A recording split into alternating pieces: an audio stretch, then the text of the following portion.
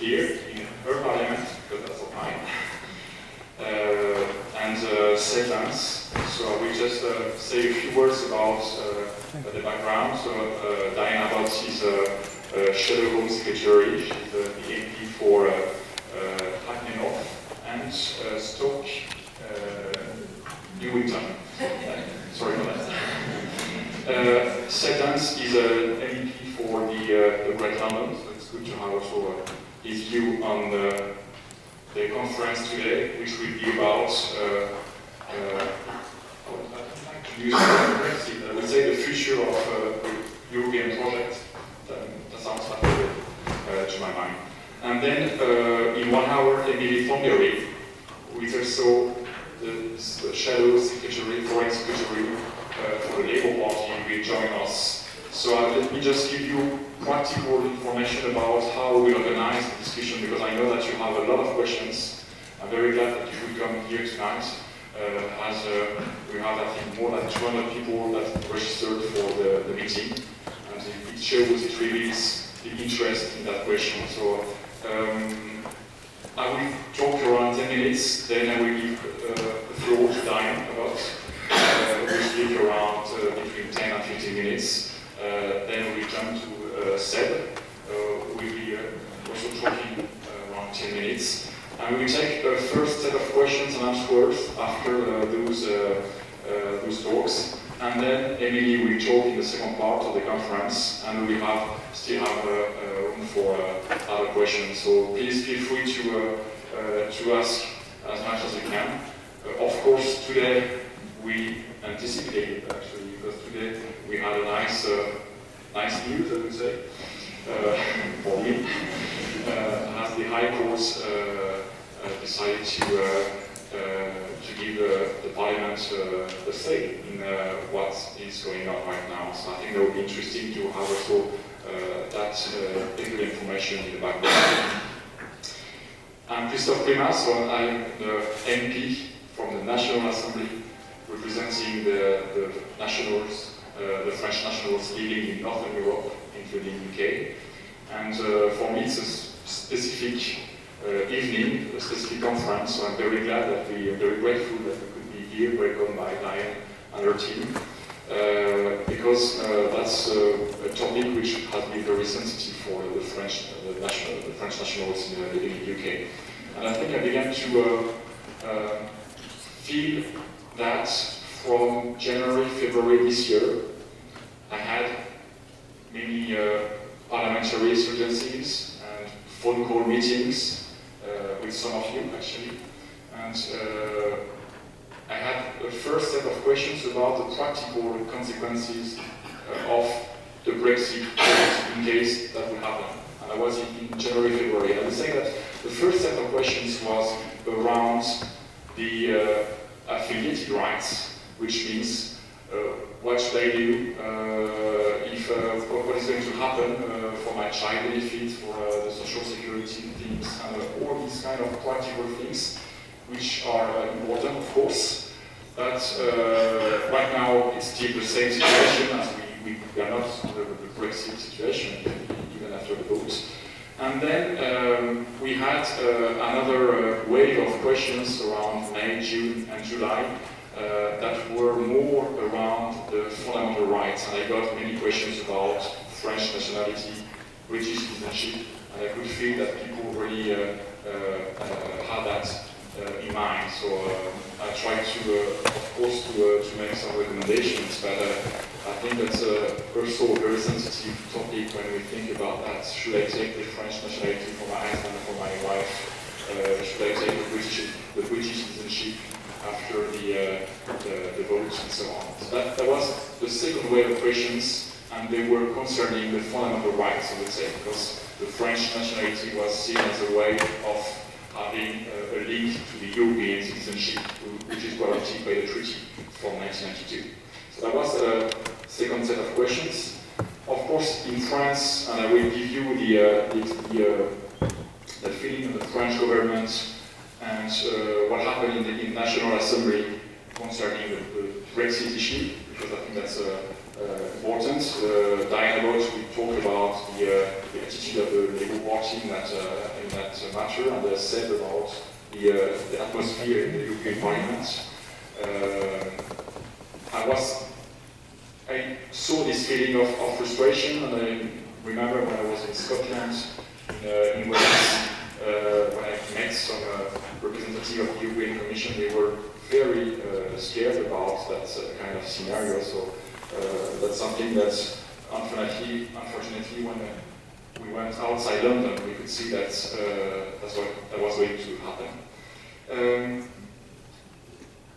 Then we had this dramatic campaign. I must say that, and some of you are very sensitive about that. I think you should divide the campaign from the reality, and we try to transfer your questions in terms of practical information, what you can do, just because the dramatic assassination of Joe Cox in June was terrible for us. I remember that in the National Assembly, just one day before the vote, we had a specific ceremony outside the Assembly in the memory of Joe Cox. And I think that's hard, because you would think that in Europe in 2016 that he could be killed just because of political beliefs. That's just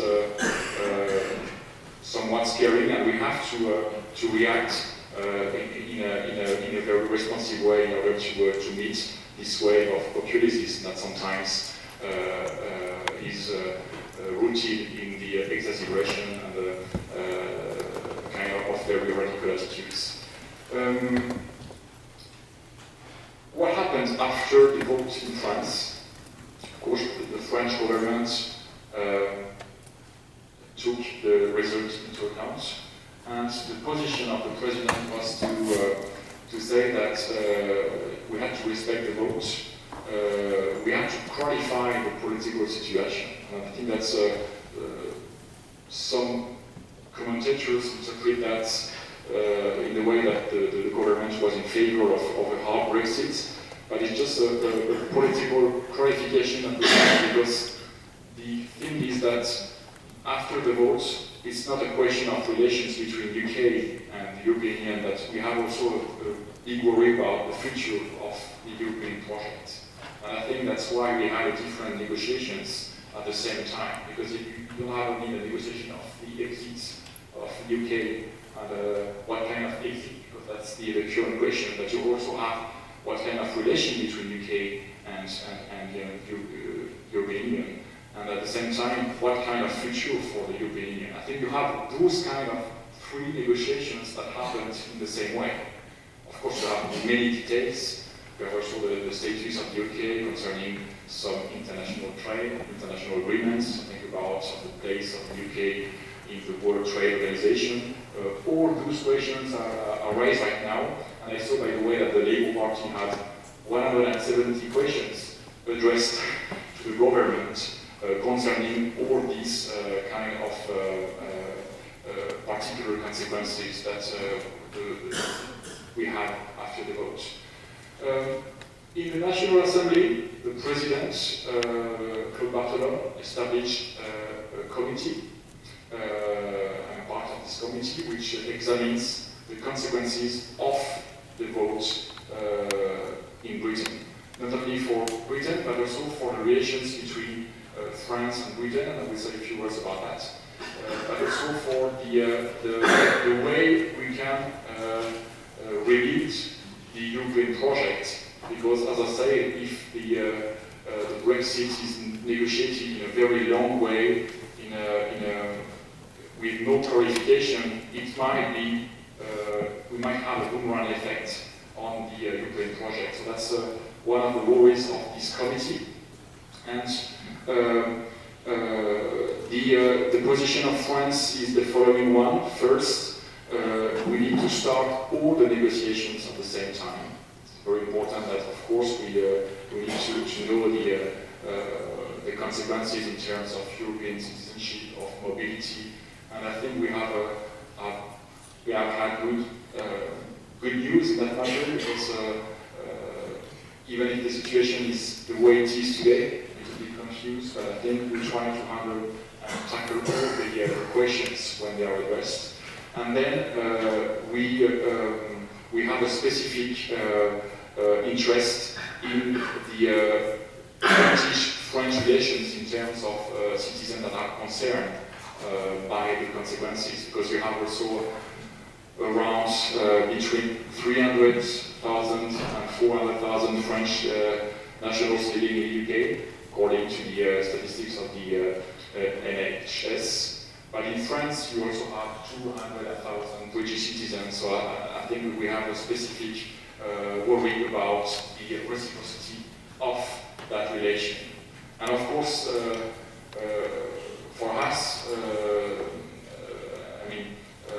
who live in two countries, we have very strong bilateral relations, and that's good for the future anyway, in terms of defense, in terms of social security, in terms of tax and so on. So I think that those agreements could be reinforced in the future, and we will see what happens with the future of the European Union, because I think that's time to also to confront with what happens in the European project. I was talking to many of my people in my constituency, and I could see that sometimes it's very hard to have even a scheme of what Europe is, because you have the Schengen zone, you have the Eurozone, you have the many different parts of this project, and I think that sometimes you need to remember the puzzle in order to give more coherence to the European project.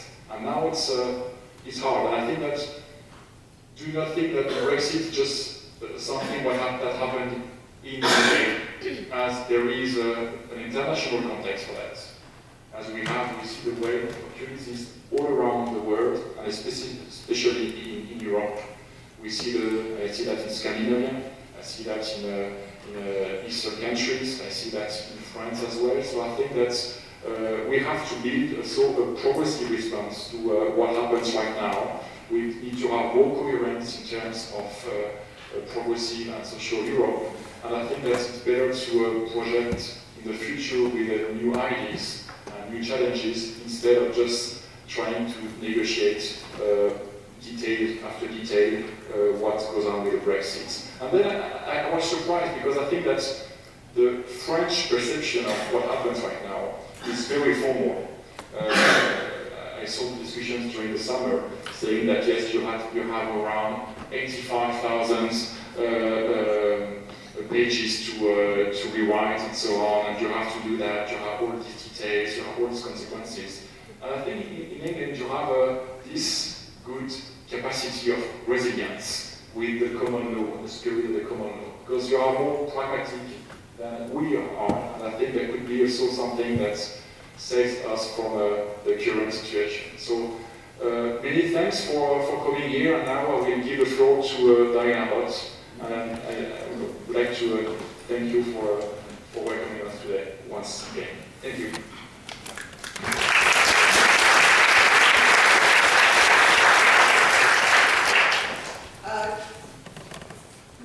Good evening. Can you hear me? Yes. Good evening. My name is Diane Abbott. I'm a British Member of Parliament. I am, at this point, one of the longest serving British Members of Parliament, because I've been elected for 29 years. And I represent a constituency in London. And I should say from the beginning that my constituency voted 70–80% to remain. It's very strong pro-EU constituency. The first thing to say is that, as you might guess, I am a children of migrants, and I take perhaps a slightly more progressive view in relation to migration and the importance of the movement than some other of my Labour colleagues take.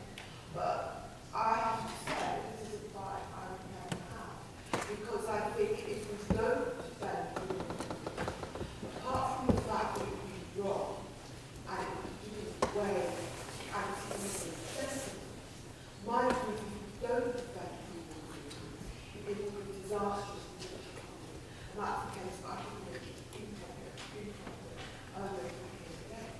The first thing, what is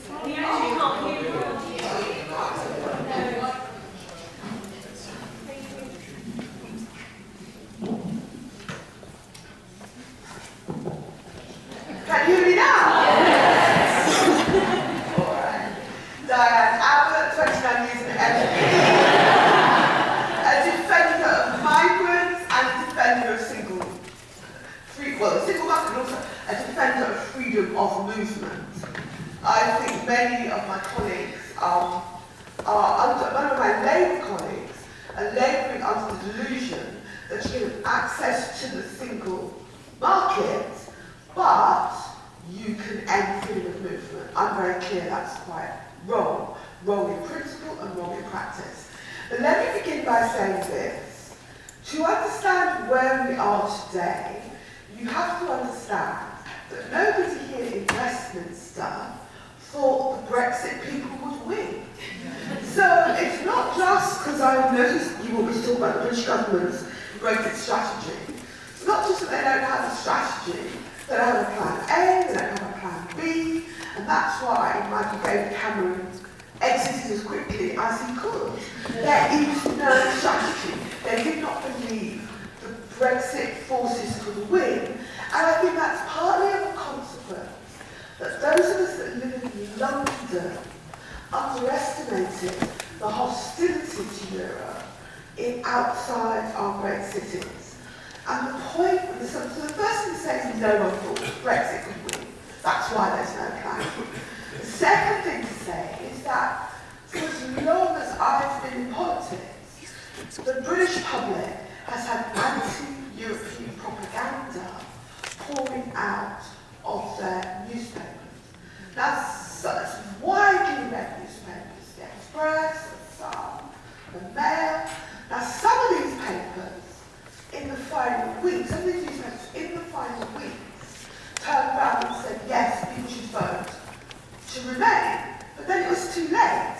If you have decade after decade of nonsense anti-European propaganda, that has an effect on people.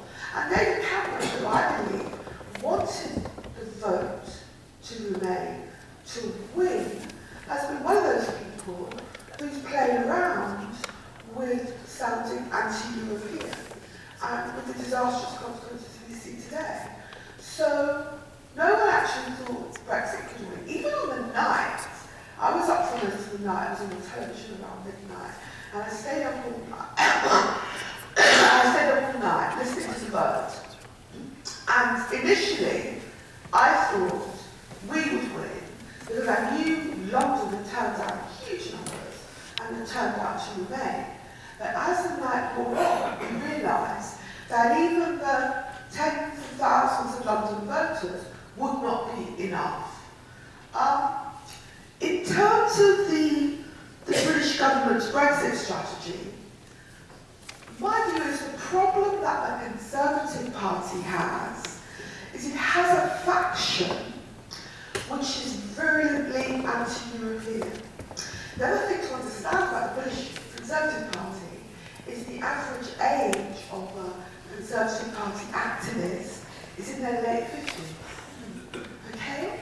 And yet, if you're a leader of the Conservative Party like Cameron or now Theresa May, you have to pander really to those activists who are in their late 50s and 60s, and they are mostly anti-European. And I believe that David Cameron offered them a referendum as a sop to keep them quiet, but he never thought the Brexit people would win.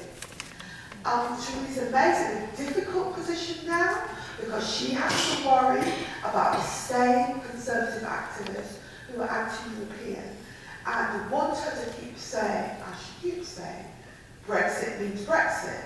The problem is we don't know really what she means by that. That she will be under pressure, not from the British public as such actually, but from activists in her own party. And of course we, like the rest of Europe, we've been through difficult times economically. And when a country goes through difficult times economically, there's always a tendency to blame the other, to blame migrants, to blame other people.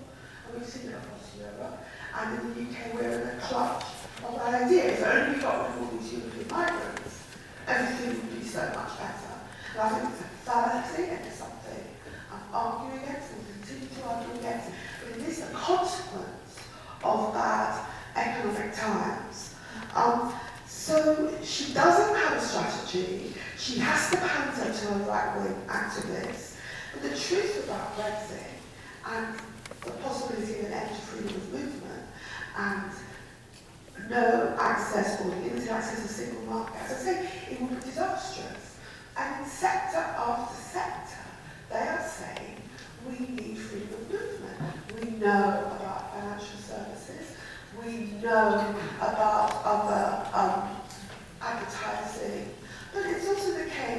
that the National Health Service, in social care, the people that look after the elderly, 80,000 people are from the EU.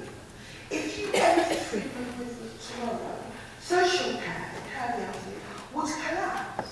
There are 40,000 EU in the National Health Service. If you ended freedom of movement tomorrow, the NHS would be on the verge of collapse. And it goes to so many sectors, whether it's tech, whether it's hospitality, whether it's agriculture. They need that freedom of movement. And frankly, the British economy has always depended on freedom of movement. And so the people that are saying we can somehow end it, whether they're Conservatives or whether Labour people, it seems to me, are quite wrong. I was in Brussels 2 weeks ago with Thornberry, who you'll be seeing later, and also Keir Starmer, who's our Brexit spokesperson. And I was struck in Brussels about how all of the people from the European Parliament and from the Commission we spoke to said that freedom of movement was just not negotiable. I really hope that message starts to seep through here. So I had thought that although Theresa May had this Brexit line, very kind of aggressive anti-European line, I thought she wasn't stupid and she didn't mean it. However, things she has done most recently seems to suggest that she does mean it. However, there's been a bomb thrown into the middle of all this with the court judgment today. Now that judgment will be appealed. It will go to the Supreme Court. The Supreme Court sets aside the 8th and the 9th to deliberate on it. So we should have a final decision by Christmas. And so what the courts are saying is you just can't take Britain out of Europe on the basis of a referendum without the British Parliament having a vote. Now it may seem strange to you that the courts had to tell us that. It seems strange to you, the courts had to tell us that. But we have a thing in this country called royal prerogative, which you got rid of a few centuries ago by quite efficacious methods. And royal prerogative means that the Queen actually has the power to sign treaties, to send us to war, and a few other things besides. Now, on the question of war, I mean, some of the initial wars that we went into in the Middle East, the first Iraq War and so on, the government agreed to them under royal prerogative, but because they've been so disastrous, I think Parliament is now saying we have to have a vote on war. But it's still taking the case the Queen can send us to war, and the Queen signs treaties. Now, this question of royal prerogative, people thought it was just some kind of, little quaint English thing. But this is what Theresa May was saying she could use to take out of Europe. And the courts have said no, Parliament has to have a vote. Now, the question is what happens when Parliament has a vote. And it's, I can't tell you unequivocally what can happen, but I tell you it's a very difficult situation, because I believe the majority of members of Parliament, both Conservative and Liberal, want to vote to stay in Parliament. There's no question about the votes are there to vote to stay in. But there's a lot of pressure through the media and from those parts of the country that voted against to say that we should vote against. Emily perhaps can say more about it, but it is important that Parliament will have a vote, and a vote on the type of Brexit we're going to have Brexit, and the terms and negotiations and so on, and that makes the whole situation, I think, better. I've been asked to talk about Labour's view on the UK's relationship with the EU and France after Brexit. I can tell you that the leader of the Labour Party, Jeremy Corbyn, is very anxious to keep strong relationships with Europe and with France, and particularly with socialist parties in Europe. Something he's very committed to, because whatever the Conservatives are saying, we don't want The Labour Party doesn't want to be an inward-looking party. We want to continue to be internationalist, and we want the UK to continue to be internationalist. I've also been asked here on Labour's stance on the rights of EU nationals established in the UK. And it's very clear. I don't know what someone said, I don't know what anyone said, I'll tell you very clearly. That we should get an assurance as soon as possible from this government, an assurance of the rights of EU nationals. You should have certainty.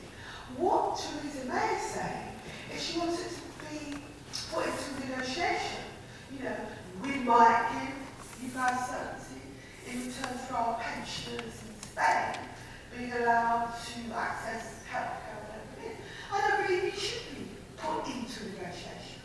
I believe the government should say now that you have security, because it's important to you as people, but it's also very important to the people you work with and the sectors that you work in.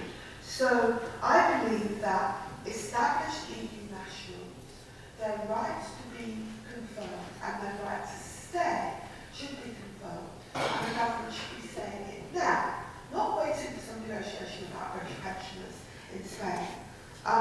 So finally, let me say, we never thought we'd be here as parliamentarians. We are here. One of the things that struck me when I was in Brussels is that I think Theresa May runs the risk of actually completely misunderstanding sentiment in Brussels, talking to people in Brussels. People are fed up with the UK. There's almost a sense that if you go, you go. We've spent enough time on the UK and its issues.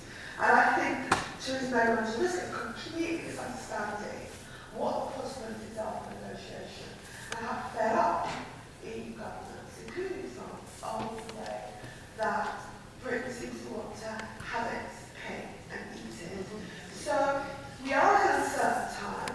The court case is a very positive thing. It gives a lot of scope. I'm very committed to EU nationals having their rights confirmed. And I personally am very committed to defending freedom of movement and to defending those EU nationals who are here and have made such a great contribution to this society and our private and public sector. Thank you very much for inviting me to speak.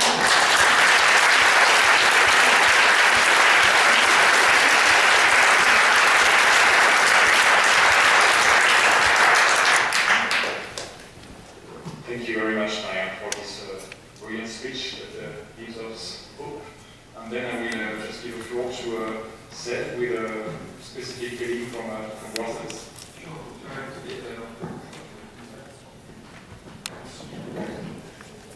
Does this work? Yes.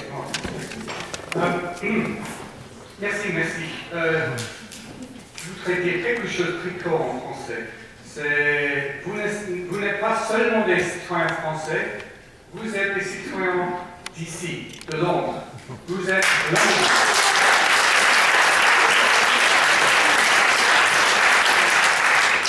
I have had the huge privilege of representing this city, the city that I think is the best in the world. I've represented this city for 2 years now in the European Parliament, and I mean it very deeply when I say that I represent everyone who lives here, wherever you were born, wherever you have come from, whatever language you speak, whatever political affiliation you have. You are Londoners, and your rights as Londoners have to be protected and upheld.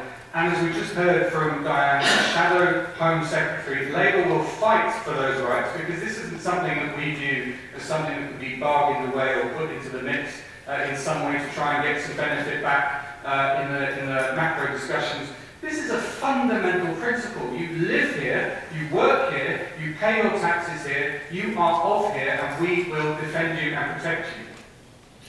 I wanted to say just a little bit about the parliamentary situation and the kind of extraordinary things that some of the members of the government have been saying. We heard last night our new Foreign Secretary saying that we're going to make a Titanic success.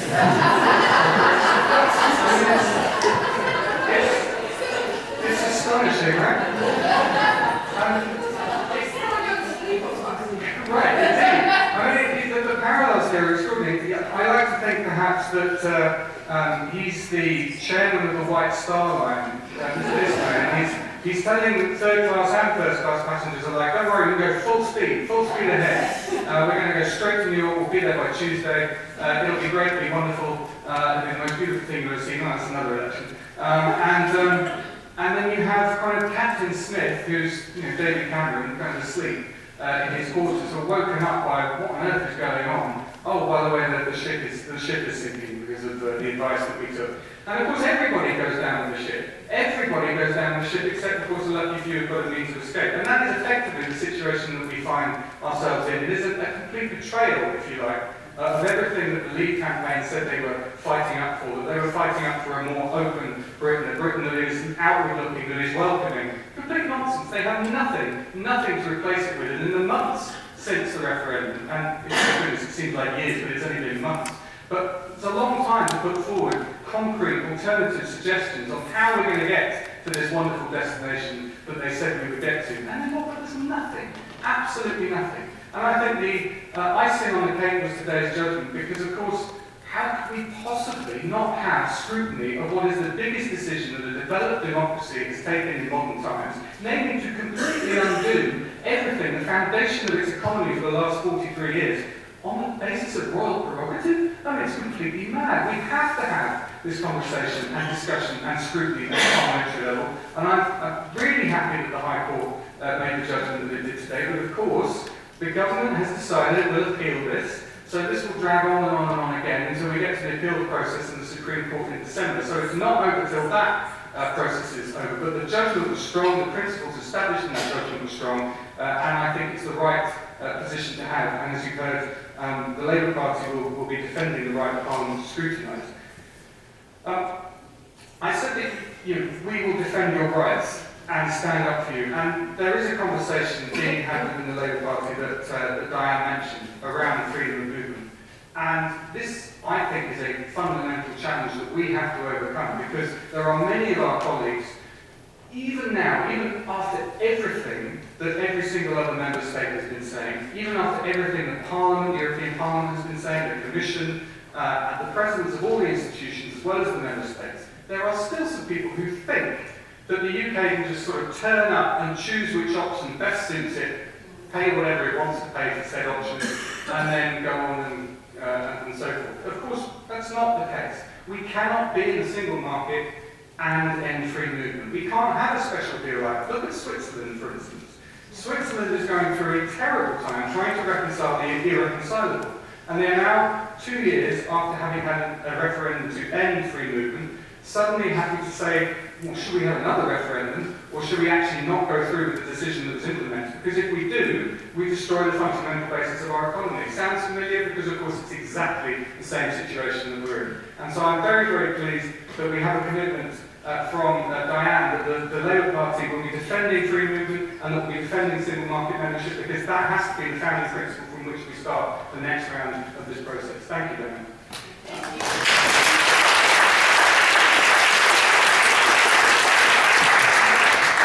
In terms of what the Parliament, the European Parliament mood is and the institutions, there is indeed a sense that the British have overplayed their hand for too long. It's a brilliant deal, actually, as course as it is. We don't have to be in Schengen, we don't have a single currency, and we have all of the benefits of being in a single market. We have the best possible deal, and we walked away from it. And so that has obviously engendered a sense of betrayal. And it's a very serious sense of betrayal. It's not a kind of irritating feeling that sort of is in the background. It is fundamental, especially at the time that we find ourselves in now, with a resurgent Russia, with the threat of President Donald Trump on the other side of the Atlantic. This is a really worrying time in geopolitics. And of course, what's happened here in June is a symptom of what's happening elsewhere in the Western world. And of course, France is a good example of a country that is undergoing the same kinds of threats. Marine Le Pen, for example, is a very obvious manifestation of a feeling that perhaps globalization isn't working, that perhaps the current structures aren't working, that perhaps the democratic system isn't working. And what I feel most perniciously about this is that those fears are real, and many people feel them, and they're genuine, and they have to be addressed. But what's happening is they're being exploited. They're being lied to. They're being told that the solution is to put up walls, to shut up shop, to kick people out, to return to some kind of spurious notion of purity and nationhood. Well, that's nationalism, and we've been here before. We've seen what happens. We know what the end result of this is, and we have to speak out against it vociferously. But of course, at this time, when the UK's made the decision it has made, it has of course engendered a lot of distrust. And that is, I think, the biggest challenge that we have, because yes, obviously I would love it for Parliament to vote down the referendum decision, but I'm not blind to the political chaos that would ensue. There would of course be people who would be prepared to take action. There would be riots, there would be all sorts of political unrest. I'm under no illusion of that whatsoever. But I'm also under no illusion that the level of disillusionment with the actuality of what Brexit means and what leaving the European Union means and what leaving the single market would mean would also engender that kind of distrust and resentment amongst the general public. So either way, there is going to be problems ahead, and that is what is so criminally irresponsible about the referendum that's just taken place. But all of this, of course, means that we have to negotiate on behalf of you, on behalf of protecting your rights. And I'm seeing Guy Verhofstadt, the Parliament's lead negotiator, next week, and I'm going to be putting the case to him that London, of course, is a city that is international, it's open. You've seen Mayor Khan's campaign, London is open. But because of that openness, because of the fact that we have citizens from around the world who have chosen to come here and make their home here, that we have a duty to ensure that that openness continues. That means, of course, single market. That means, of course, making sure that the financial sector has passporting rights. It means freedom of movement. It means all of the things and the benefits and the rights that have been accrued over many years as part of European Union membership. I'm not pretending that this can be done easily. I'm not pretending that he's going to sit there and go, yep, that's fine, that's what we're going to make sure happens for London. But it's what we're going to be fighting for. And we need your support, of course. Ultimately, yes, I would want a situation where the realities of this begin to become more widespreadly known, where the lies of the Daily Mail, the Express, the Sun, every single day when they say, hey, this is fine, this is going really well, eventually those lies are going to melt and the reality is going to become stark. But I'm under no illusions, this won't happen before March. The reality will not hit home before March. So the Article 50 process will march on in one way or another. I'm under no illusions about that. But at some point, the rhetoric will meet the reality. But in the meantime, we are proceeding on the basis that we're leaving. We are proceeding on the basis that we need to negotiate the best deal. And the Labour Party is proceeding on the basis that we need to retain as much as what we have now in the future settlement. I can't give them any concrete answers, of course, as to what people are saying, because the process hasn't begun yet. And the European institutions are remaining resolute in their commitment that there will be no negotiations before triggering Article 50. And that is a very sensible, I think, stance to be taken. But it does, of course, mean that we can't have any of the official conversations that need to be had. But this conversation with Guy Verhofstadt, I think, will be important because it's essentially our chance to put our case forward.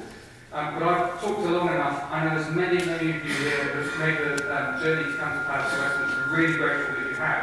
There's a bit of feedback coming from somewhere. I don't know. But so I'm very keen to hear what you have to say to me, what your priorities are. Tell me how it's affecting you. Tell me in your jobs, in your family lives, in your dealings with officialdom, whatever it is, please tell me.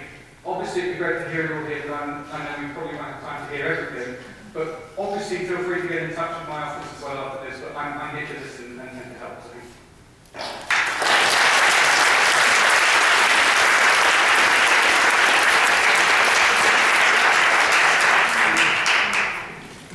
Thank you very much, Seb, for this very nice and warm European message. We need to have that. And as you say, we are back to politics, actually, by discussing all these kind of issues, what kind of international relations we want to have,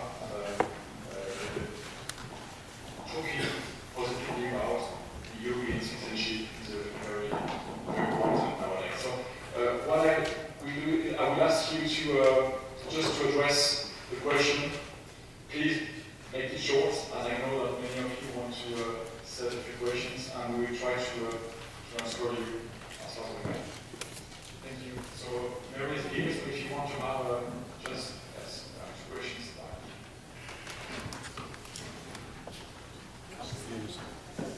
Hello, is this...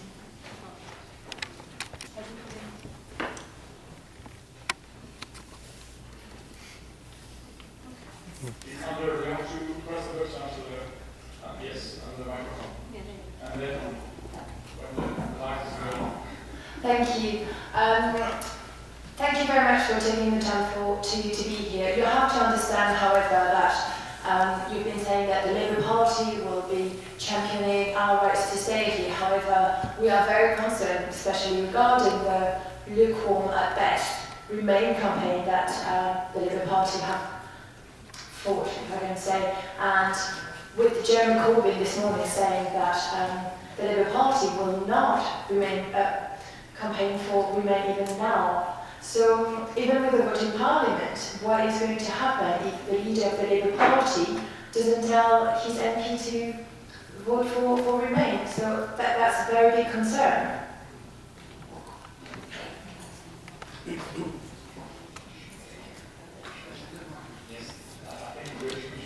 Yes, I have a couple of questions, if you don't mind. Yes, three is okay. Hello.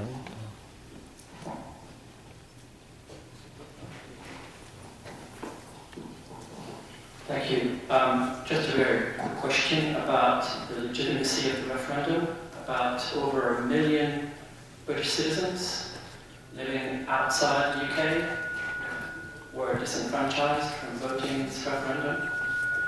Be interested to see what your views are regarding the legitimacy of this referendum, given that obviously had they been able to vote, the vote might have gone the other way.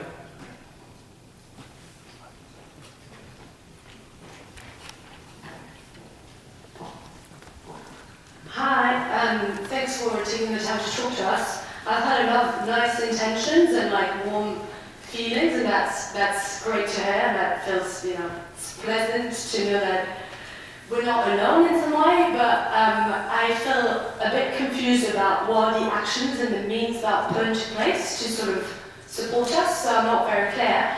And then on a quite brutal question, if you were us. So if you were French and if you were living right now in London, would you apply to get a British passport if you could, if you had been here for long enough, knowing that we don't know what will happen? There is no guarantee, we have no understanding of anything, so yes or no, would you try and get the passport? Okay,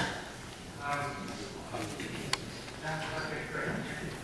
I'm sorry, nobody gave their name, so I can't. Apologies, but the first question, yes, I was concerned that the lukewarm lack of lustre, I should say, on behalf of some elements of the Labour Party. But let me be clear, in London, where I was campaigning every single day with activists, councillors, young people, as part of the Labour In campaign, but also as part of the Stronger In campaign, the activist base was campaigning day in and day out. I am extremely disappointed by the reaction to the referendum by some of my colleagues. I have to be completely honest about that. And you heard a little bit about the divide that there is at the moment in the party. To be honest, and I'm glad Diane said this, so Diane is the secret, she's on the left of the party, and she said very clearly here tonight that freedom of movement and the single market would be protected. That's the position she will advocate. As Shadow Home Secretary, I have to assume that that's the position that the Labour leadership will advocate. But I have to be clear when you all here tonight, I have worries about some of the things that my leader has said about the single market. So I find that on the left of my party, they're very good and ardent defenders of free movement, but less so of the single market. And on the right of my party, they're very ardent and good defenders of the single market, but less so on freedom of movement. I don't know where that puts me, I guess, slap bang in the middle, but we need both. And it's not just we need both, we can't have one without the other. So I share your frustration. All I would say, of course, is that the vast majority, and I put an email out today, by the way, to Labour members in London regarding the meeting that I'm having with Mr. Verhofstadt.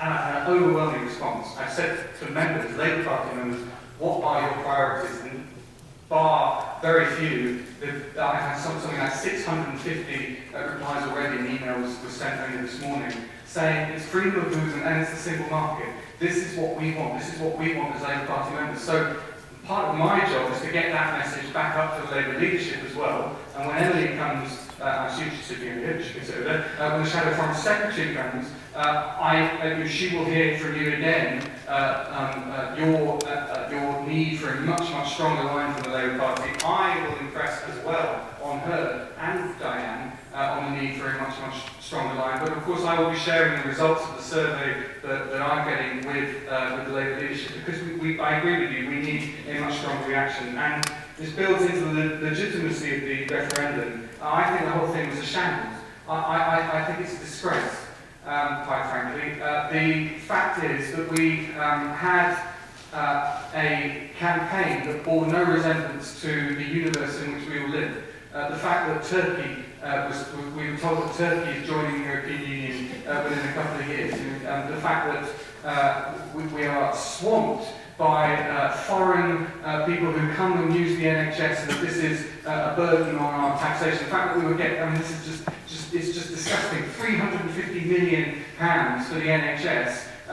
All of these lies and deceits, and they unravelled on the morning after the referendum, and yet still, we as a country have been told by the government that it is simply anti-democratic to raise these questions. What happens to the border in Northern Ireland? What happens to the City of London and the financial services? What happens to all of you in terms of your rights to live and stay and contribute as part of our society? It's a disgrace by this government. And I only wish that the Labour Party had got to this point a little sooner, but I do believe I'm getting there. And Keir Starmer, who is the Shadow Secretary of State for exiting the EU, has said some very strong things about needing to ensure that whatever comes next does not destroy the economy. That seems like common sense, right? But he's the first person to have been saying it. So whatever comes next mustn't destroy the economy, and that means the single market. And I'm afraid that the Prime Minister seems unable to accept that point. And as the last question, good words, not deeds, I completely understand, and I take that on board completely. And I feel pathetic in the sense that I can't offer anything concrete. I can't tell you, for two reasons. Firstly, we haven't begun the process, and secondly, I'm nowhere near the levers of power. I'm a Labour MEP, not, unfortunately, a party in government. Therefore, there are limitations on what I can promise. But I can promise you that we will do everything we can to raise all of the concerns that you're raising tonight, because it's the reason I went into politics is European politics. For me, this is a question of fundamental beliefs and principles, and there are lots of us, and we don't get an airing, frankly, in the British press. We never get any kind of attention put on us. It's all on the headbangers and the fundamentalists who come out with things like if you support EU membership, you should be locked up in the Tower of London. Actual policy put forward by an actual Conservative councillor. So they get all the attention. We get hardly any, but I promise you there are more of us than you think. And in terms of your specific question on the passport, of course, this was the whole rationale behind European citizenship, that no one should be forced into that decision. And it's going to be my position that none of you should be forced into some ridiculous decision as to which country should I be part of in order, in effect, to continue to live the life that you've chosen to live. You shouldn't be put in that position. Of course, I would always say be British, because being British is wonderful, right? The more the merrier, frankly, as far as I'm concerned. But you shouldn't have to give up any. I don't know what. Forgive me. I don't know what the French position on dual citizenship is. You're allowed. You're allowed. Okay. Then please apply. For now, yes. Absolutely. But what I would say is, in addition to what Diane said, and what I said about preserving your rights, I actually also believe future generations should have the right to come and work here, and vice versa. Frankly, I want to go and live in France at some point in my life. That would be nice. So I think this extension of rights and responsibilities is not just for the current generation, it's for the future generation as well. I'm sorry I can't give you any commitments or firm. Let's face it, things are in a pretty bleak place. But today, we've had the first glimpse of a ray of light on this, in that we will at least have now the opportunity for parliamentary scrutiny, and I think that's a very good opportunity for us to get some of those concrete promises from this government.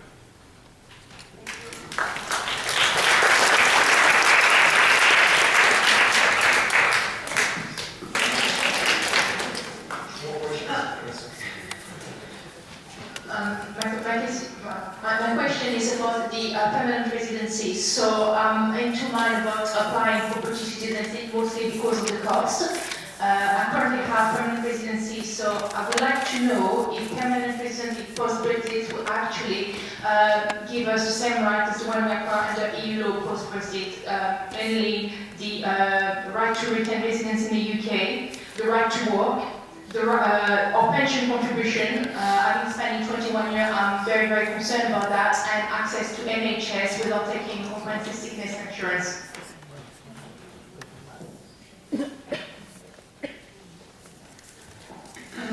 Seb, thank you very much for your exciting defense of our cause. And I think it's really nice that there is at least one British that's very vocal. Unfortunately, this is an audience where, of course, you have to be vocal. It's only said that we don't hear the Labour more, and it's only appalling that the way you've run the campaign up to the Brexit led to where it is. My question is, for those of us that don't want to be British, those that are not ready to die for this country that doesn't want us after all these years,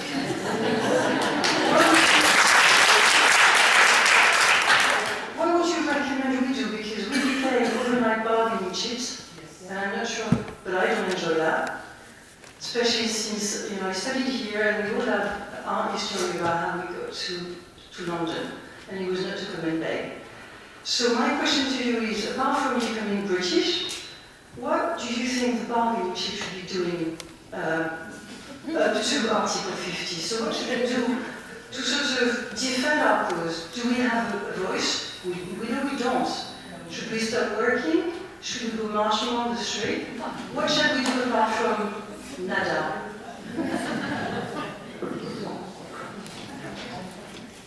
So thank you for this question. So first of all, I think I agree with Seb and Diane. The rights are not negotiable. So you cannot just say, okay, you have the right to go to France.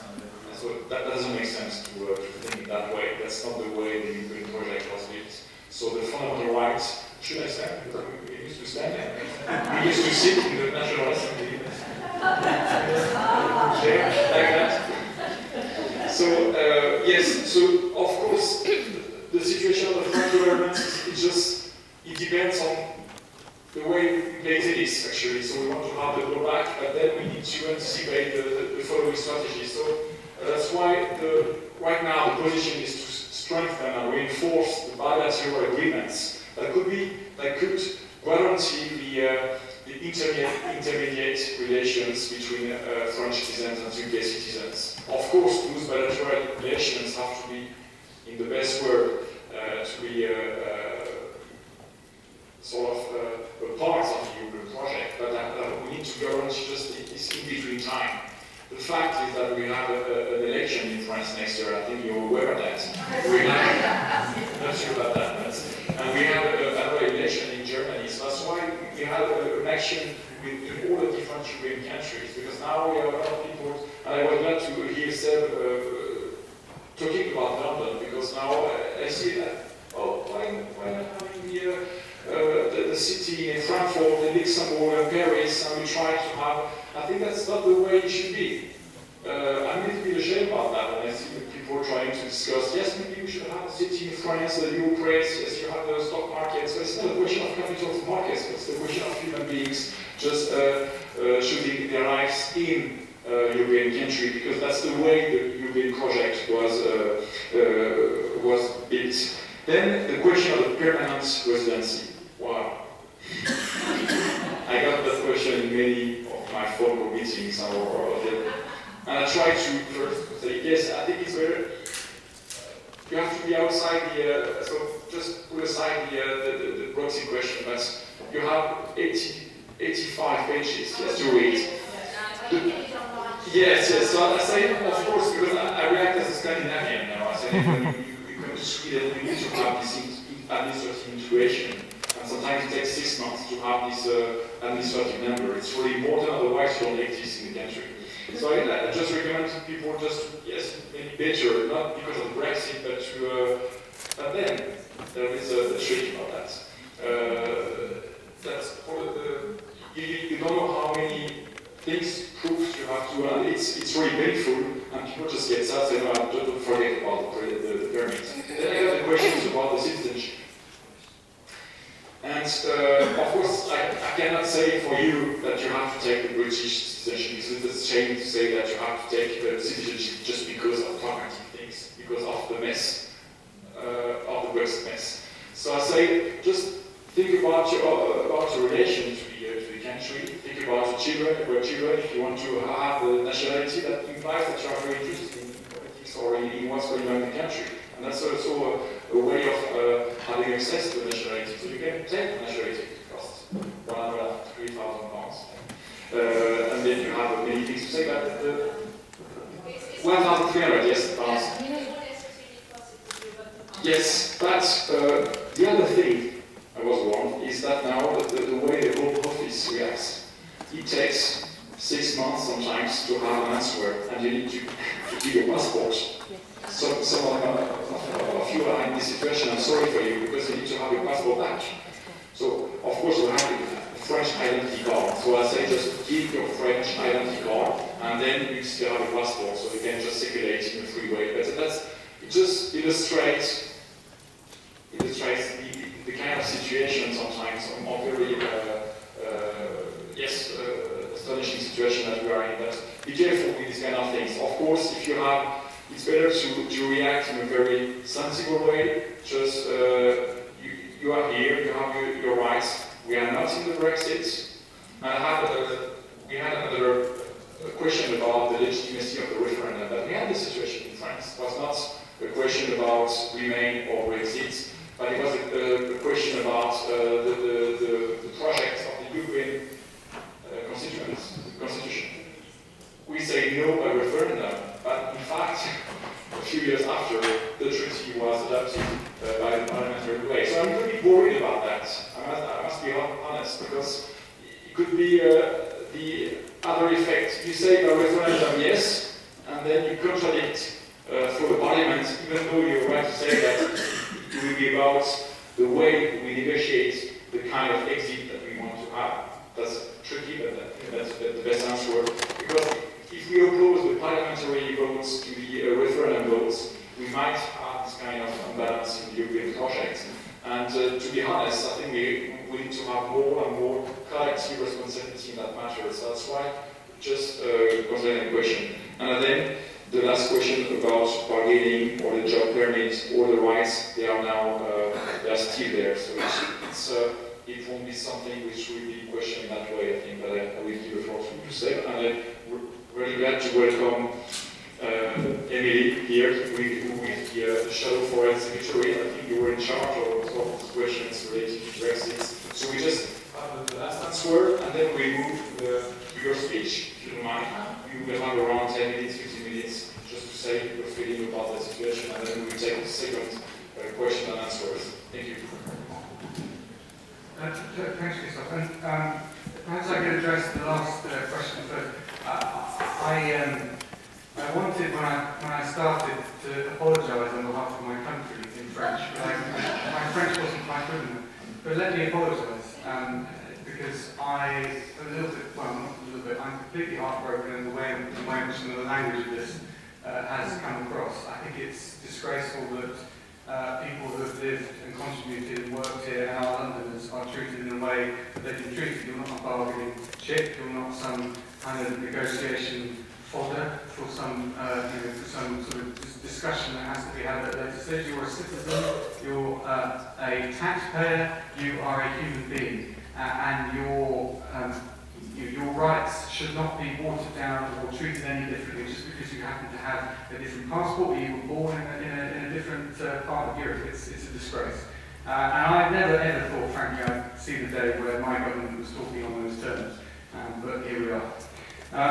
But don't believe that Britain doesn't want you. Please don't believe that at all. Because, yes, of course, I know it must feel that way with a vote of 52%, 17 million. But there are those who want to say that was only about immigration. They say that 52% they voted to basically close the borders, we can't have free movement, we can't have a single market because they have said decisively that they basically don't want any foreign-born people in the country. That's nonsense. It's a complete nonsense. There are so many reasons why people voted to leave. Some people voted to leave because genuinely they felt parliamentary sovereignty was something that was lacking in the European Union. They felt genuinely that we would trade with new areas of the world, that we would open up. We were saying and are saying that all of that was demonstrably untrue. But please don't think that the majority of British people don't want you here. We do. And actually all that's happened now is this horrible, horrible referendum in the aftermath. All that it's done is given license to people who do think that way, and they are a minority, but they exist everywhere. And I really just hope and pray that no other civilised, developed country goes down the route that Britain has done on this, because if they do, they will unleash all sorts of similar feelings. And you see it already actually in the United States, of course, and I fear that the French presidential election will see some of that as well. I see Marina up front, and I know that she tries to engage on that same tactic. But I promise you, London wants you, Britain wants you, you are more than welcome. You're not just more than welcome, it's not a privilege that you're here, it's a right that you're here. You deserve to be here, and that is unarguable, frankly. And of course, when it comes to the specifics that you mentioned, the residency, registration, 85 pages and so on. Of course, we've always operated, I mean, this is the kind of difference between, I suppose, a system that's more prevalent on the continent and the system that we have here. One of the reasons we don't have ID cards, for example, is that we don't have this access to services based on a kind of form basis. You have to register with a residency card in order to activate your right to use public services. And that, of course, means that people have benefited from the lack of needing to do that in this country, but when it comes to a situation where that right might be under threat, of course the need to undertake a residency registration process becomes more acute. So I would echo what Christophe said, it probably is worth doing as kind of arduous as it is. I had to do something similar when I moved to Brussels, though of course it was a lot simpler than what councils are asking you to do here, but I would recommend it, certainly. But again, and fundamentally, we will fight for your right not to have to do that. I mean, if you have to do that, then I should have to do it as well. As far as I'm concerned, there's no difference between you and I in terms of our citizenship status, and that's the thing that we want to preserve utmost.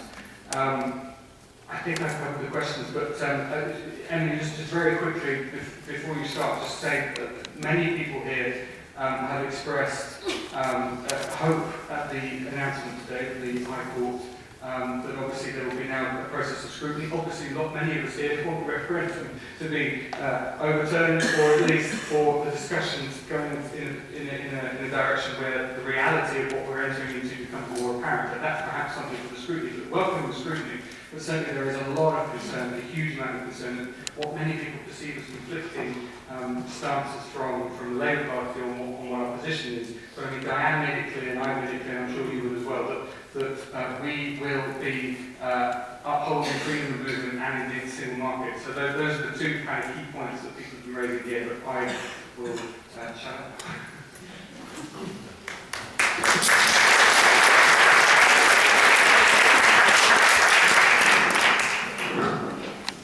Now I have the pleasure to welcome Emily Thornberry, who is the MP for Islington, Finsbury, as your constituency, and she's the Labour Shadow Secretary, Foreign Secretary. So thank you, Emily, for coming.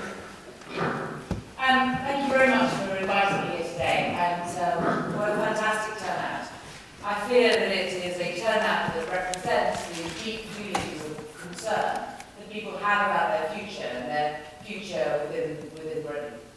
Can I begin just by saying that I represent Islington South and Finsbury, where my predecessor handed in the Charter's petition, which was millions of people handed in a petition demanding the right for everyone to be able to vote.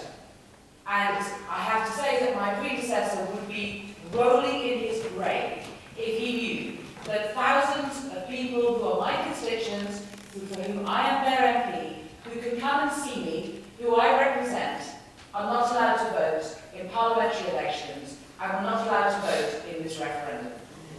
It has been my settled view that it should be for people who live in this country to be able to vote. I think that the world has moved on since 1848, and I think that if you live in this country, you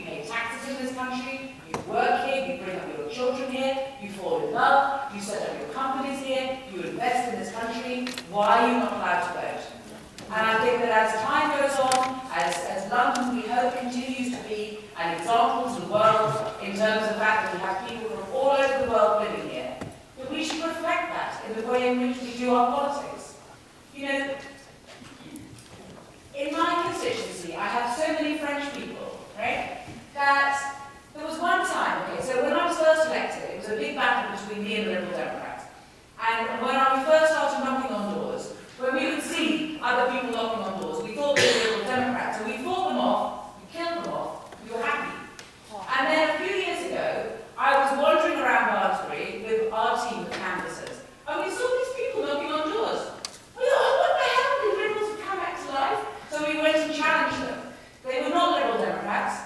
They were from the French Socialist Party, because there were so many French people living in my constituency that it was worth them going door to door talking to French people.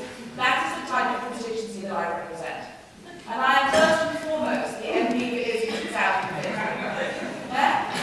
And 75% of my constituents voted to remain in the European Union. I voted to remain in the European Union.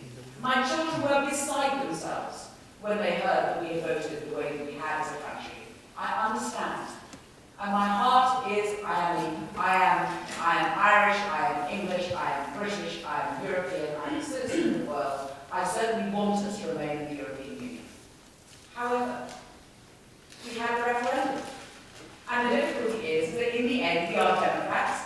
And if a referendum says that 52% of the population want us to leave the European Union, even if it's done on the basis of things which have since been seen to be lies, and even if it's not done by a political party, because you know, the Liberal Democrats learn this, if you as a political party tell lies to the British people, you get your comeuppance at the next election because they hold you to account. And the trouble with the Brexiteers was that they were able to say whatever they wanted, and there is no accountability because there is no political party. But that's referendums. And that's the decision that we made. And unfortunately, on the back of that, we have voted to leave. Now, we have to go on our instructions from the British people. The British people have said we're going to leave the European Union, and so it is our job, as the opposition, to ensure that if we are going to leave the European Union, we do it in a way which defends the best interests of Britain. And in our view, the first and most important responsibility of any government is the safety and security of its citizens. And the second most important responsibility of any government is to look after the economy. It's to look after the economy. How can my children have a true chance in the world in a country where the economy is tanking because of reckless decisions that are made in relation to how our continuing relationship with Europe is going to work out? You know, we may have had a referendum in which 52% of the population said that they wanted to leave the European Union. But what was not clear was what and how our continuing relationship with Europe was going to work out. You know, that was not on the ballot paper.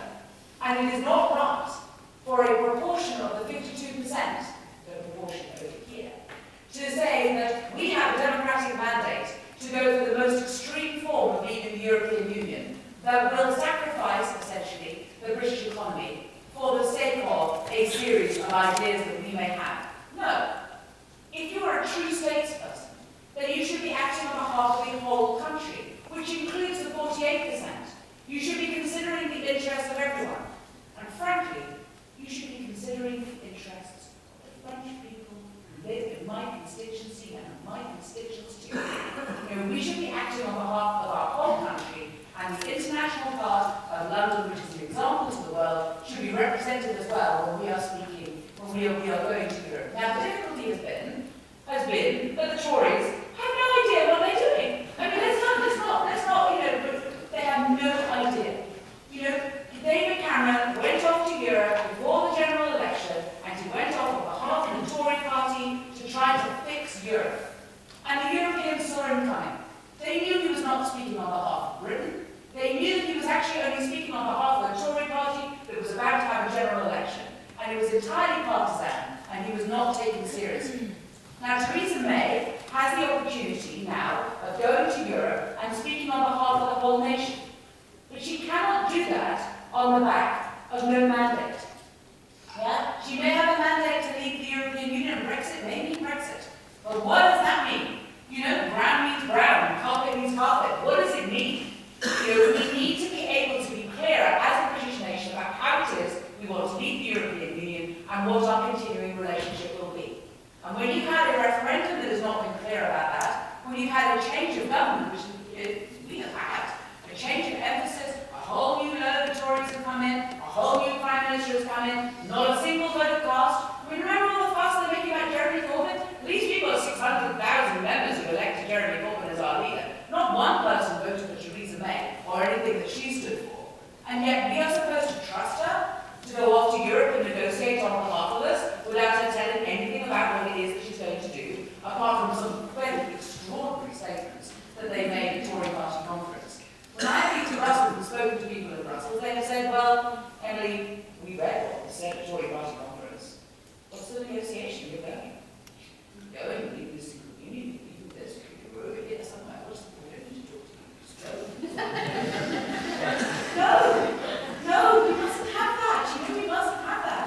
For the sake of our children, for the sake of our grandchildren, for all of these youngsters who all voted to remain, and all the youngsters who would have liked to vote, but they weren't 18, you know, who wanted to remain, who feel true Europeans, who feel true internationalists, who know that the future of the world is as a unified world, is as an interconnected world. You know, who do not want us to retreat into the 1950s, singing Rule Britannia. They want us to be a modern, forward, outward-looking nation, and that is what we should be. So the question is, how do we make sure that the government does this? We have to pull them out of their darkened loft room, in which they are all fighting each other. I mean, listen, the Labour Party may be fighting, but at least we fight in the media. Everybody knows what we fight about. We fight open our hearts and we bleed all over the newspapers. You know the difficulties we have in the Labour Party. But don't be misled, they are not united. They do not know what to do, and they have completely different ideas about how they want to leave the European Union. And they cannot sort it out amongst themselves, so in the meantime they say, we're keeping our cards, Mr. Manchester. What cards? And what game?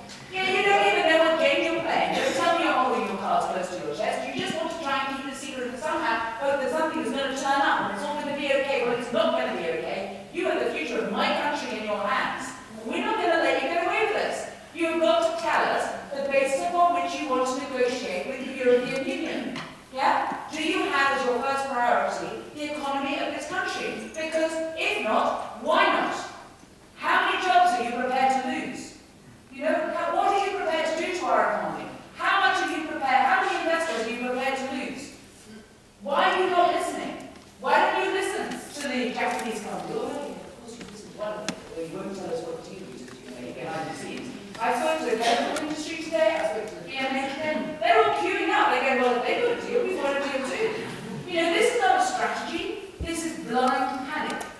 You know, this is a government whose Prime Minister, previous Prime Minister, not only took us into a referendum on a deal that he knew was inadequate and had not been properly negotiated, right, by a government that was prepared to negotiate with one hand against the exit door, saying, give us what we want, otherwise we're going. This is not the way to negotiate. I don't know if you've ever brag with your partner, but that's not the way you ever negotiate anything, I'm telling you. So he negotiated a nonsense deal like that, he puts it to a referendum, and he doesn't even tell the civil service to plan any sort of plan B. In fact, he tells them not to. They weren't allowed to look at what the other options were. So we blundered into this dark place, entirely on the back of reckless conservatives who are playing internal party politics with the future of our country. I'm angry about this, and I want to hold them to account. And I do not want to hear them complaining when judges point out that if this is all about sovereignty, if this is about taking away rights, they cannot do so on the back of getting the Queen to sign a bit of paper. This is not good enough. It has to come back to this Parliament. One of the things they're supposed to be, one of the reasons they're supposed to be in favour of Brexit is because of the sovereignty of Parliament, and yet they don't want us to have our Parliament to be sovereign when it comes to debating this issue at all. And they'll say, oh, we've had 12.5 hours of debate. Oh, listen, I know. I've been there. I have been through every minute of these debates. What I've heard is a lot of questions from us, and David Davis and Neil Fox and all the others saying nothing. They do not tell us a single thing, so how are we supposed to, in those circumstances, examine the basis upon which they wish to leave the European Union? That is not accountability, that is blah, blah, blah. You know, blah, blah, blah is not the basis upon which I I want to sacrifice the future of my children. So, we will continue with this. The result today is a good one, because it means that they will have to come back. We will have a vote. Yeah? Now, we are Democrats. We have a mandate from our constituents. I know it will be difficult, but at least before we're told that we vote one way or the other on Article 50, I presume, at long last, they will have to commit to the basis upon which they are triggering Article 50 and what it means. This is getting ridiculous. We're heading towards March. They do need to work out what they want to do and then tell us. And as for us keeping the cards close to the chest, Seb will know. We have many friends here. We have many friends. The moment they say what their negotiating position is, it's going to get emailed to us, and we will tell the media. And what is this? They need to keep it secret. This is nonsense. They're going to tell 27 nations they're all going to keep it secret. They're all going to promise not to say a word. No. That's not how it's going to work. It is a form of cover-up for an incompetent government that has not considered this matter yet. Now, I know this doesn't help you, but I was asked what I thought about this.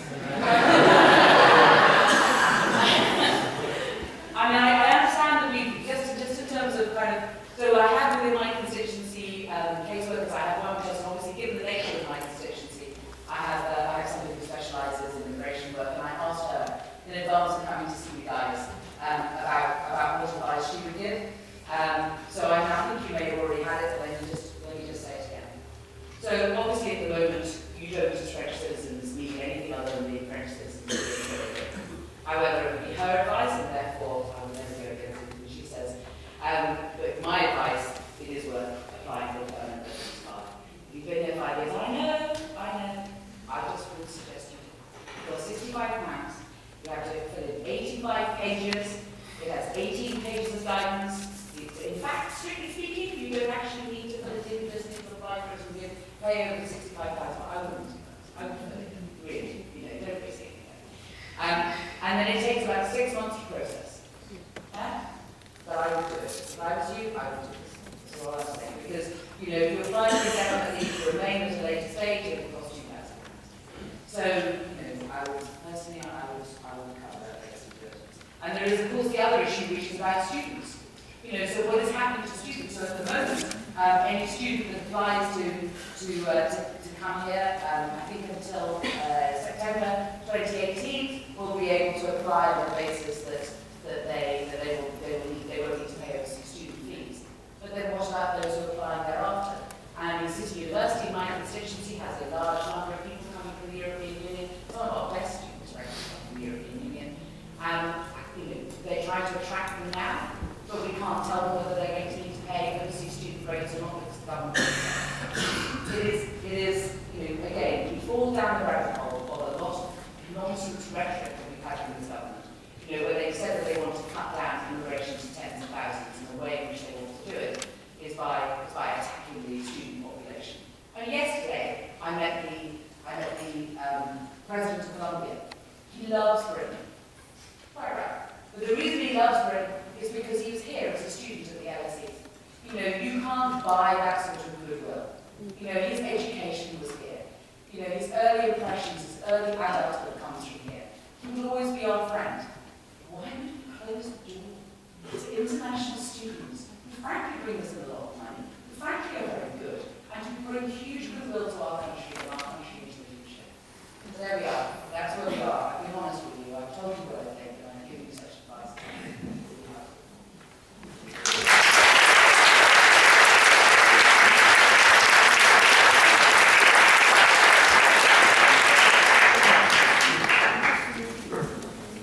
Thank you very much, Emily, for this strong speech. And we need that, of course.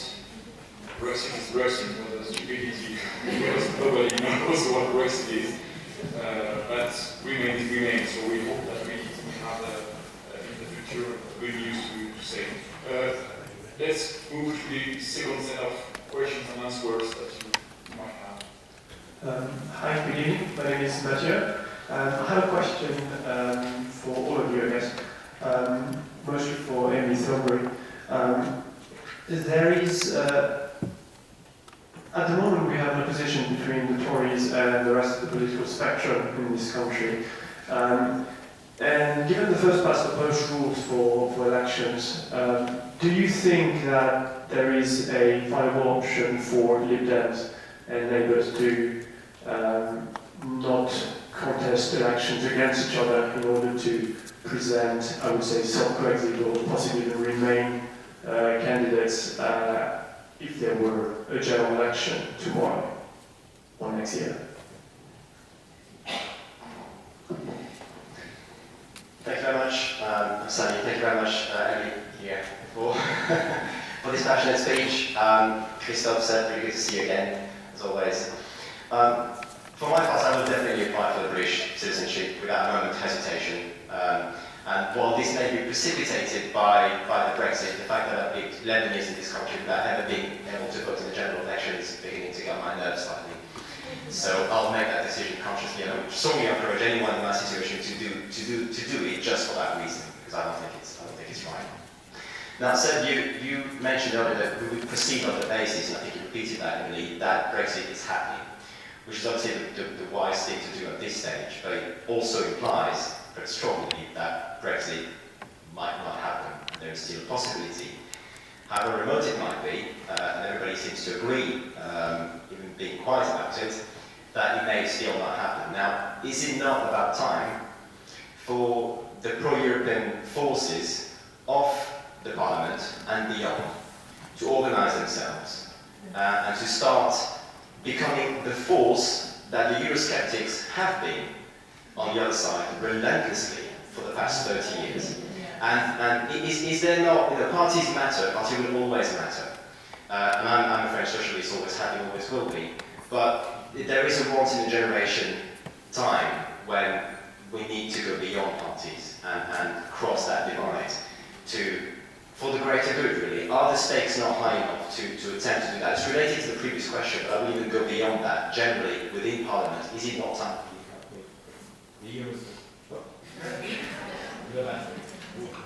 For the European, for the pro-European parts of the Conservative Party itself, for the Lib Dems, for the SNP, and so on, are the stakes not high enough to attempt to do that?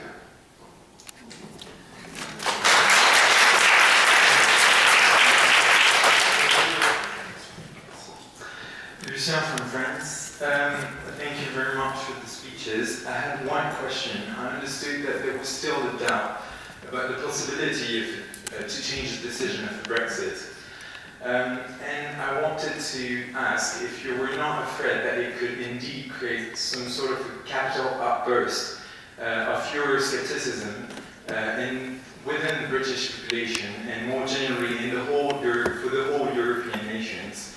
We have an amazing example of what happened in France with the referendum of 2005, when people massively voted against the European Constitution, and which was finally ratified in Lisbon 2 years later.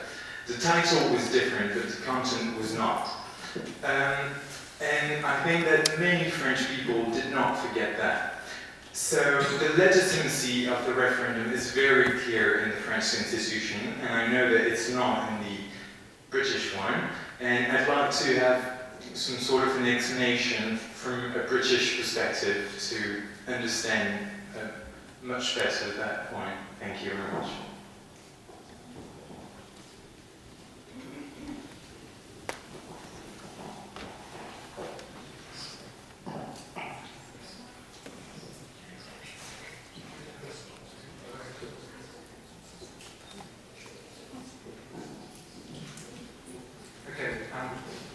I'm going to nip in here very quickly.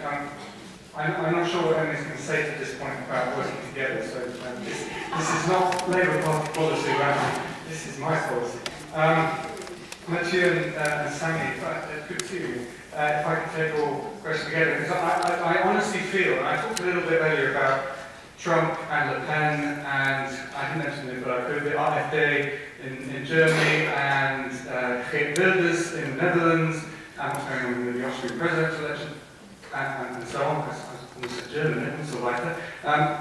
We have a clear division, I think, in politics now, which is between, in my mind, complete fantasists and realists. And the complete fantasists, as I say, they're exploiting the genuine fears and concerns again, that I talked about earlier, the reaction that people have to many things that are changing very, very quickly in the communities in which they live, and the fact that globalization is continuing apace, and people struggle to understand what it means, and I think our politics have struggled to find a solution to very real problems, like where are my children going to get employment? Where are we going to get firm employment that is applicable and available to all? How am I going to get on the housing ladder? How am I going to get my kids to ensure that they get the education that they need in order to be more prosperous than I was, and so on and so forth. These questions are real, but they're being exploited. And the fantasists, of course, they come up with all sorts of ridiculous options. I mean, Trump is preposterous in every way imaginable, but yet he is still on the verge,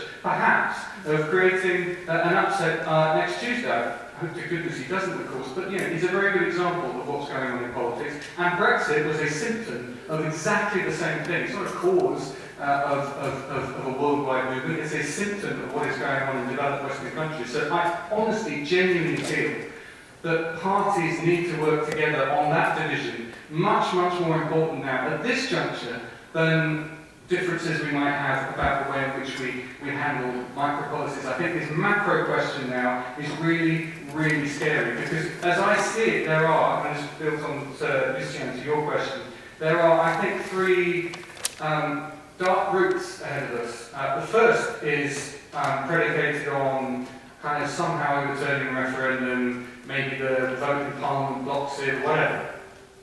Let's not kid ourselves. We know what that would mean. We would have resentment on a scale I think not seen before. Already Farage is talking about just this court judgment today. He said it is a betrayal, and he says, watch out, the political class, the elites. It's a very easy way of perpetuating a false divide in society. He says the elites, they are there to trample on the democratic will of the people. So we have an obvious and I think immediate threat of the rise of the far right down that route. But the second route, which is to go down his path, to enact Article 50 and have a quick Brexit, leave the single market, trash all of the things, the rights that we were talking about earlier, to have the City of London collapse, to have a third of our tax receipts disappear, to have our manufacturing sector eviscerated. It will take longer than the anger of the first route, but that anger will be even worse in my view. That anger will be real and it will be directed at whoever is unlucky enough politically to be the subject of the blame. Now, I know where the fantasists would have the blame lie, it would be at the political class, it would be at the elites. They're the ones that fail to enact the decision of the people correctly.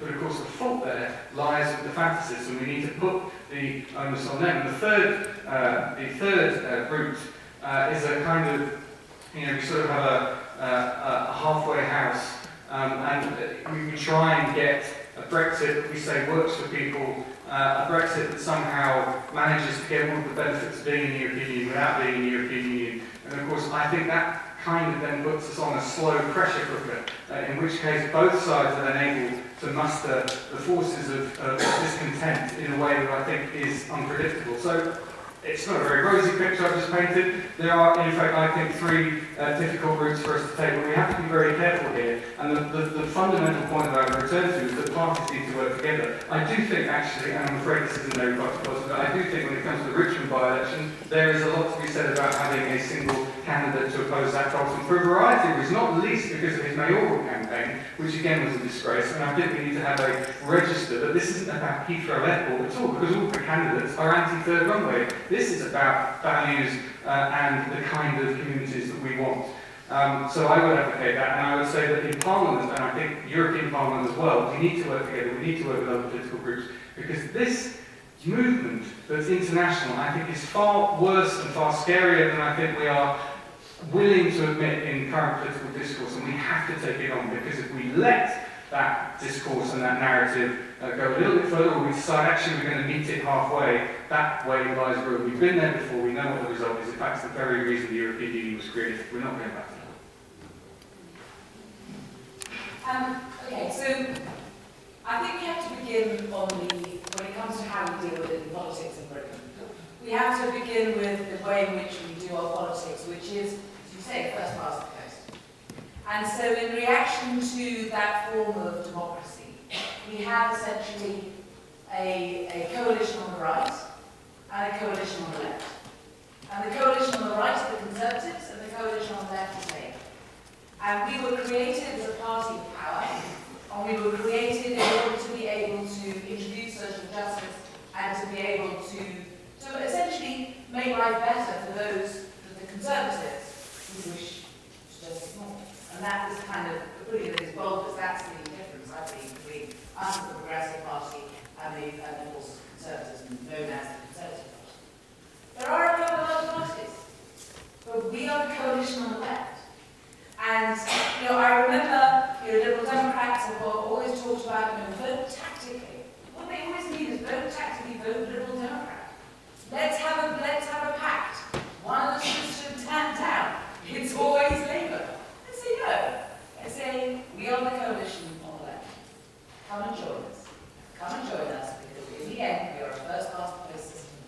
Now there's a challenge to this, in that as life has gone on, the nature of Labour voters in different parts of the country has become increasingly different.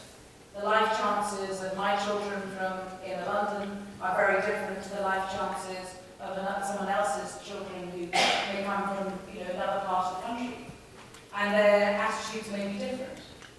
But what we have to do, I think, as a Labour Party is have a unified vote and make sure that we do. And it's, as I say, I think that when it comes to the European Union and our continuing relationship with Europe, it actually is a unifying vision. The idea that we put our economy first and foremost, and we make sure that we also are clear about the fact, as Seb has said, that many of the areas that voted to leave the European Union were those that felt themselves furthest away, and those that felt that they were not listened to. And whether that was Lincolnshire or Cornwall, whether it was Wales or whether it was Sunderland, areas where they just felt as though London and the South East have been doing really well. And so they kept hearing about economic miracles, and it was never an economic miracle that affected them and their families. And actually, you leave the European Union and London and the South East is bad, so what? If the banks want to leave, their attitude would be, could you give us our money back first? Instead of that money we gave you to bail you out, give us our money back and we go. We're better off without you. Because your existence and how well you do doesn't translate to anything that I know, or my friends know, or anyone in my area need to benefit from. And it is that disconnect from us as a country, as a whole, is certainly a challenge, and certainly one, that at least part of it, is because we have had a lack of regional policy, we have not had an active economic strategy, we have not been able to devolve power and focus on areas that did do well, did have a future, did have an identity, and now their identity is, we had a future once before, we don't seem to have one now. And that's the disconnect, and that's the challenge for us. But I think that we, as the Labour Party, are the best placed to answer that. And I think that we should take heart from that, and we should be clear and honest and truthful and strong, and say, if we have to leave the European Union, leave it on the basis of looking after the economy and being mindful of the message that we've got, which is that too many people, half the country, feel that they have been left behind and have not been listened to. Many of them are our Labour voters. We need to listen to that message.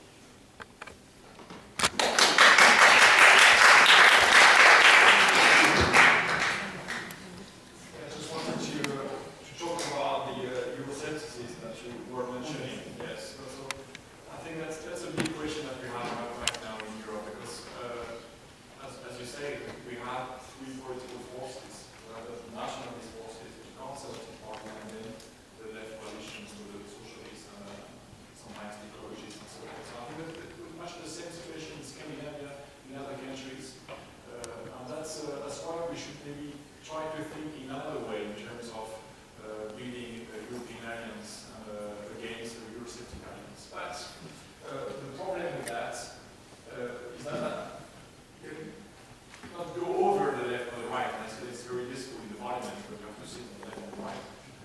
That's part of the tradition of our common values. I think it's good to have a kind of long-term visibility in terms of our policies. But let me tell you about one of my best dreams regarding the future